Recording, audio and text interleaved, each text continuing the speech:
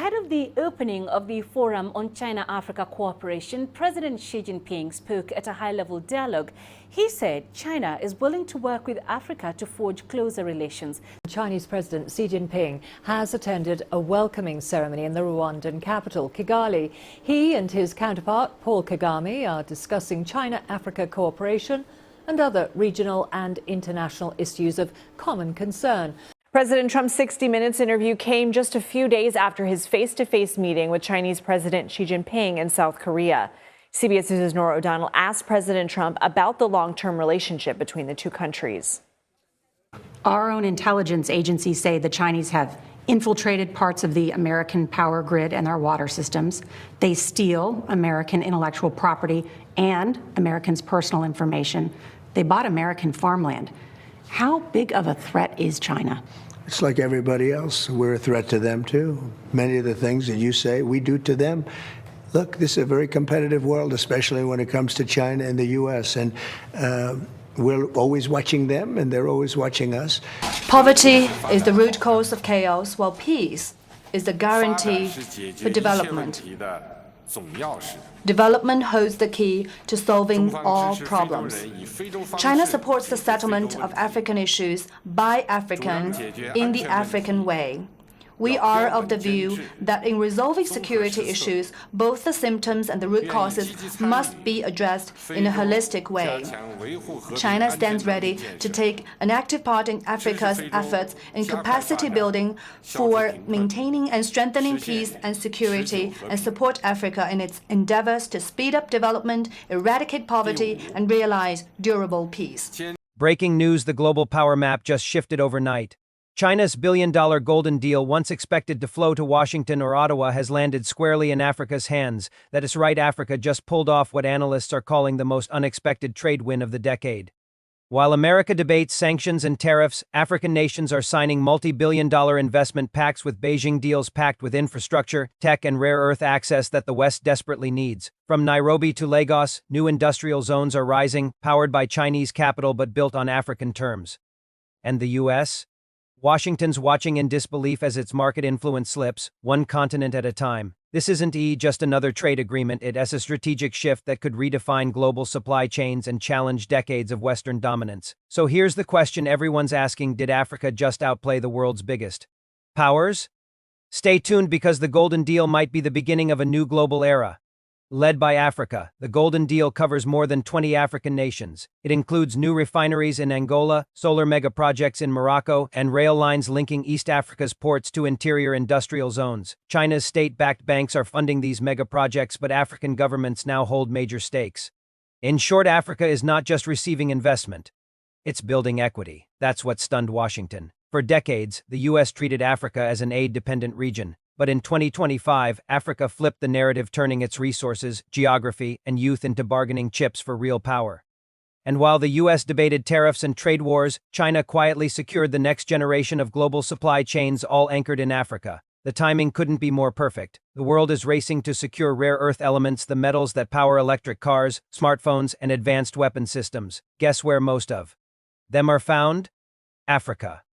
From Congo's cobalt to Namibia's rare earths, from Guinea's bauxite to Zambia's copper, the continent is home to the minerals shaping the next industrial revolution. For years, the West underestimated that. But now China knows whoever controls Africa's supply chain controls the future. And this time, Africa is controlling who gets access and at what price.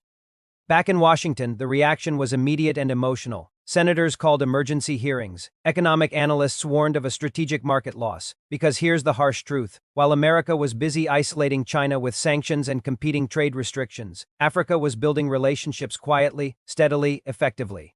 Now the U.S. is watching as African exports rise, Chinese partnerships deepen, and Western influence fades. Some even call it the biggest diplomatic blind spot in recent U.S. history. The Golden Deal isn't just about money, it's about alignment. African nations are no longer choosing sides between Washington and Beijing, they're choosing results. And China delivered faster ports, digital networks, manufacturing zones, and most importantly, market access. African-made goods are now reaching Asian markets directly, bypassing traditional Western intermediaries. That's a revolution in global trade. The ripple effects are already being felt. Foreign investors are pouring into African markets from fintech to clean energy, chasing opportunities once dominated by Europe, and the US global media calls it the African century. And make no mistake, this shift is not temporary. As more nations diversify away from the US dollar and toward alternative trade systems, Africa's strategic importance grows exponentially. The continent is no longer a spectator in the global economy. It's a player, and a powerful one. In Washington, policymakers now face a dilemma. Can the U.S. rebuild trust in Africa, or has China already won the long game? Recent attempts to re-engage through the Prosper Africa initiative have fallen short.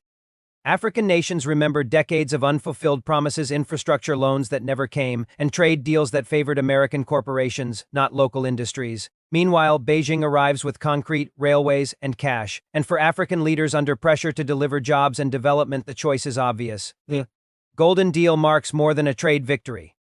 It is the symbol of a changing world, one where Africa is no longer waiting for opportunity. It's creating it, with a young population, digital innovation, and growing regional unity through the African Continental Free Trade Area (AFTA. The continent is becoming the next frontier of power.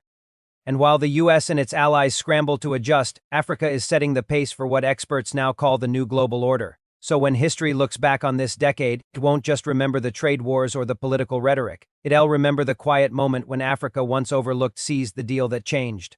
The world, China, may have made the offer. But Africa took the Golden Deal and the future with it, and that's what's leaving Washington completely shocked. Months after Africa sealed China's Golden Deal, the global trade map looks nothing like it did before.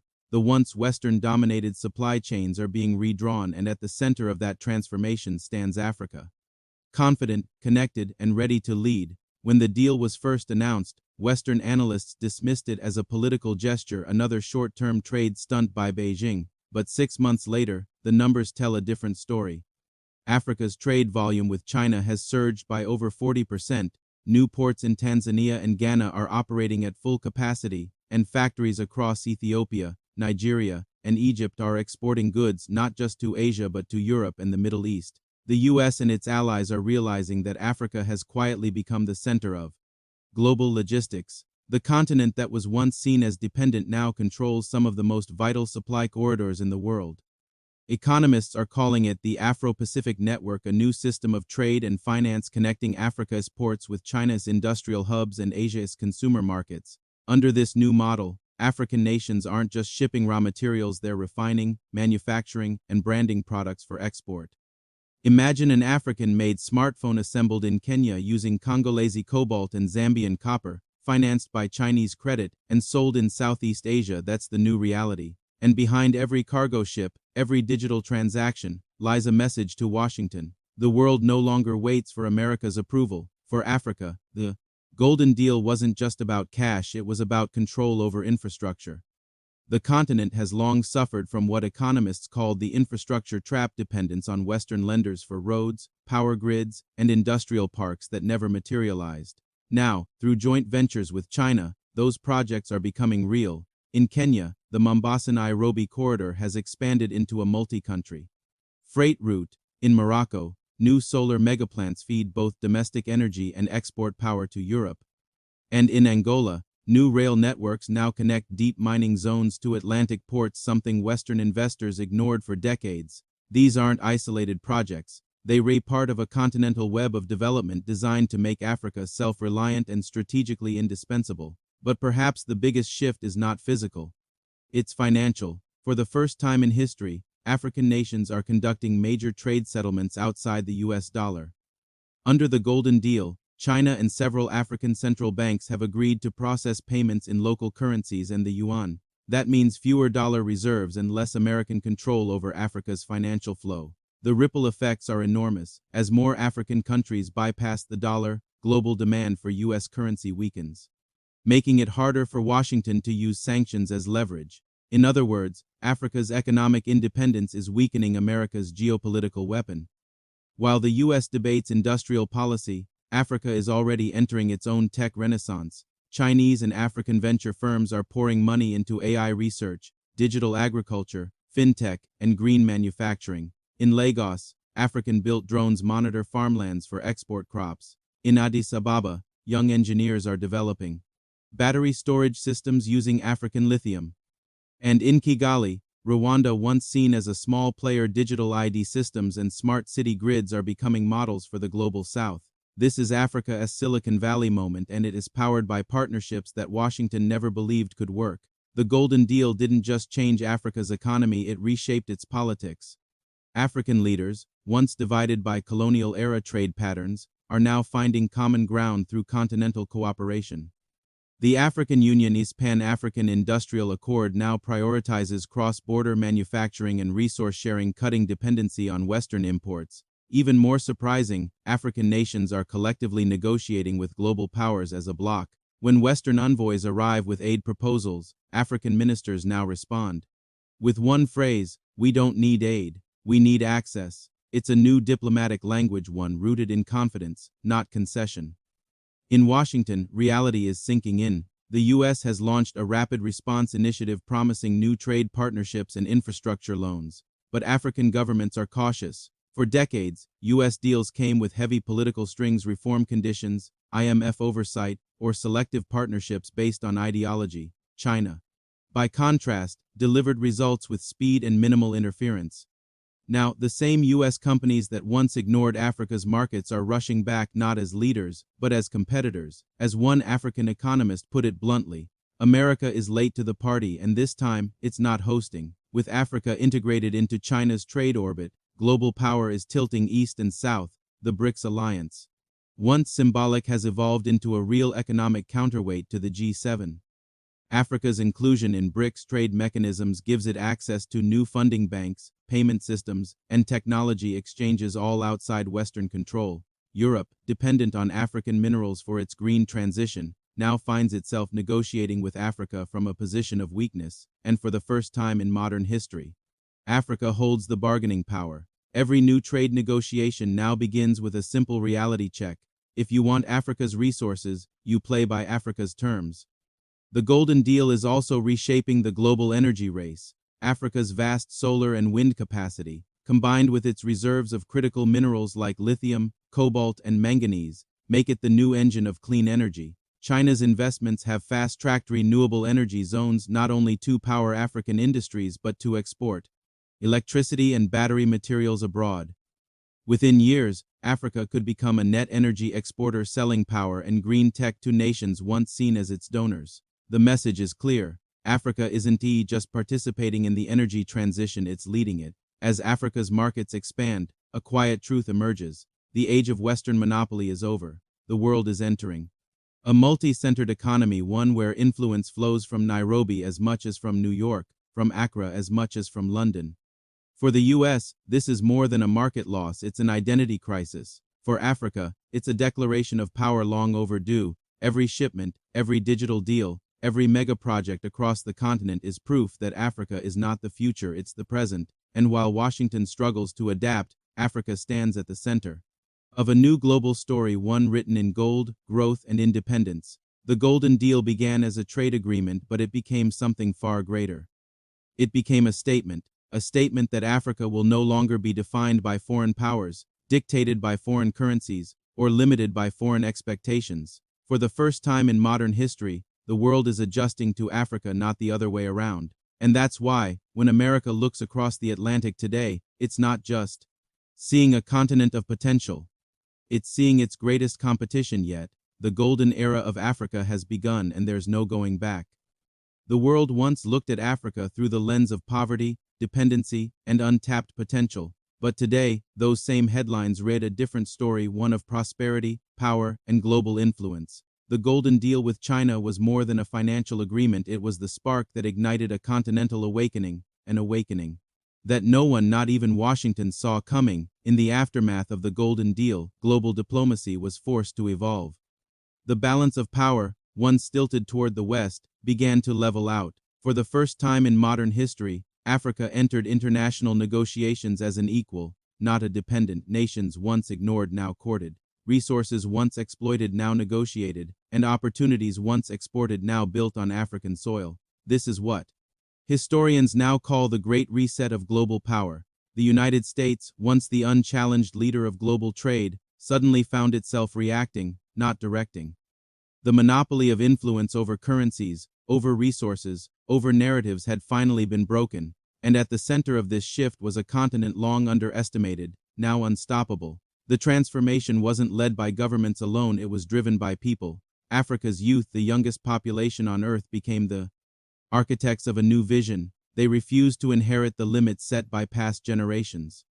They built startups, digital banks, clean energy companies, and logistics systems that connected villages to the global economy. From Nairobi's Silicon Savannah to Lagos' fintech revolution, innovation became Africa's weapon of liberation. And while the West debated policies, Africa built realities. The Golden Deal provided capital.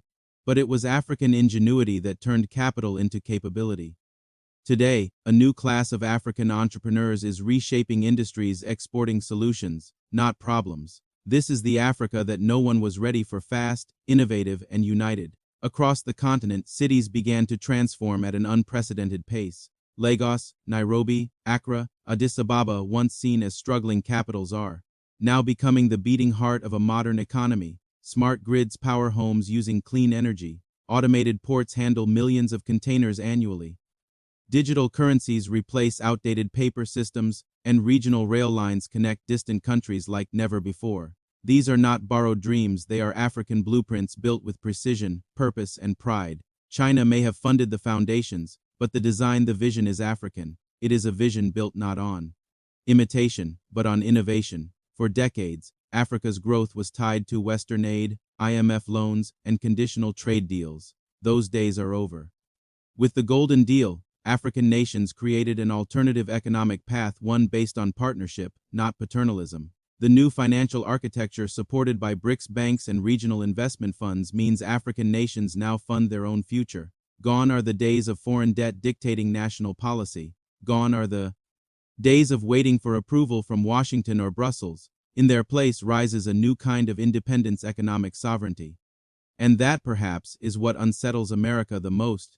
Not the loss of trade, but the loss of control. The Golden Deal unlocked more than infrastructure, it unlocked power. Africa sits atop the world's richest supply of critical minerals: cobalt, lithium, nickel, and manganese, the building blocks of the 21st century economy. And for the first time, these resources are being refined, processed, and priced in Africa. That shift from export to production changed everything. Now, instead of sending raw minerals abroad, African companies are manufacturing electric vehicle components, solar panels, and semiconductors. Each ton of cobalt refined locally adds billions to GDP and cuts the dependency chain that once defined the continent's role. The power no longer lies in the ground, it lies in the choices Africa makes with what is in it. Africa's rise didn't mean isolation, it meant balance. African nations learned the art of neutral diplomacy, working with China on development, with Europe on trade, and with the US on technology, all while keeping their sovereignty intact. This multipolar strategy confused Western policymakers, who were used to nations choosing sides. But Africa's response was simple: we choose what benefits us. That is the new diplomacy: pragmatic, flexible, and fearless.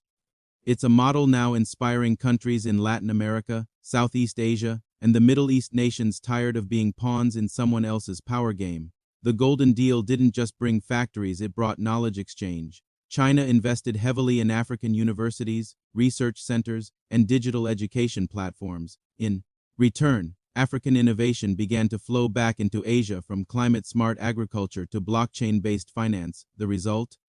Africa is no longer the consumer of ideas, it's a producer of them. African scientists are leading global research on renewable energy storage, sustainable mining, and digital governance. And in this new world, innovation is no longer concentrated in Silicon Valley, it's emerging from Nairobi, Cape Town, and Cairo, in Washington.